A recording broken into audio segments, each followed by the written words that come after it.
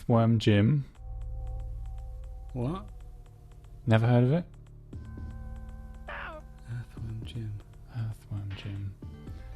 One of the best games ever made. Earthworm Jim, he's such a groovy guy.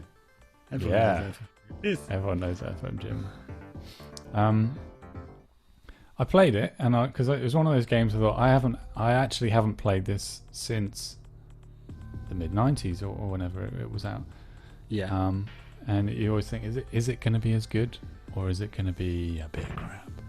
But it actually, when you're playing it, even though the graphics, they look sort of realistic, they look a bit like there's a lot of depth to the scene. It's not just a flat platformer, and so it looks like it almost shouldn't work. Like there should be some problem, but it handles so well within that sort of depth with the animation that it was surprisingly well designed. So it looks good. Graphics are sort of insane, aren't they? Really? Yeah. I think they are. They're just vivid, and they've really gone to town with the backgrounds and stuff. They certainly have.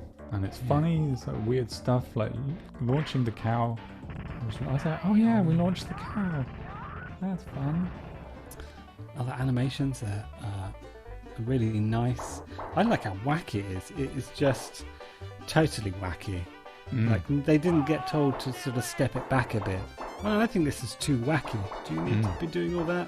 But like when he whips, he's got a whip and a little sort of almost looks like a toy gun. But when he whips, he grabs his head and whips with it because he's a worm inside a spacesuit, basically, isn't he? Yeah.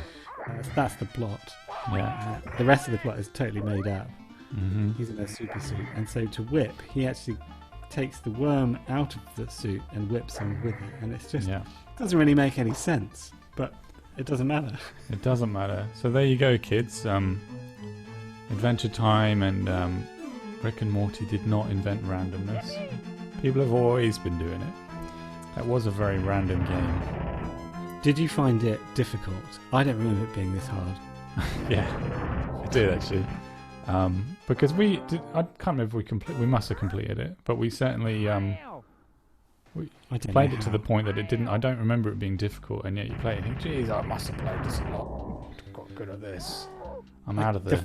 It's pretty tricky, and some of the frustrations came back. I rewound to where I was playing it when I was first like struggling with something, and those it's sort of a love-hate game because it's really good, but it's hard.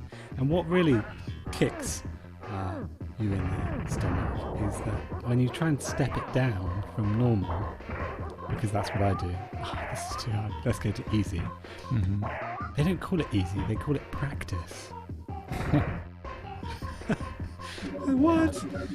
Practice mode? They could have been even meaner though, couldn't they? Like noob. Yeah, but I think that's like jokey. Yeah, oh yeah, I'm going to do it on easy. Practice. It's like you're not doing the game. If you complete it, it doesn't count. Yeah, true. That is true, actually. It's the equivalent of your parents telling you they're disappointed in you, not mad at you. It's a bit like that. Yeah. Does that happen? Does that happen a lot? It has happened a lot. Yeah. This morning. Oh, I don't dish that out. Oh no, I was talking about your parents. Oh yeah. They just send you I get a message in the morning just saying we're disappointed in you. I'm not sure what you're up to today, but I'm disappointed anyway. Very, very disappointed. Alright, let's move on to something completely different. Okay.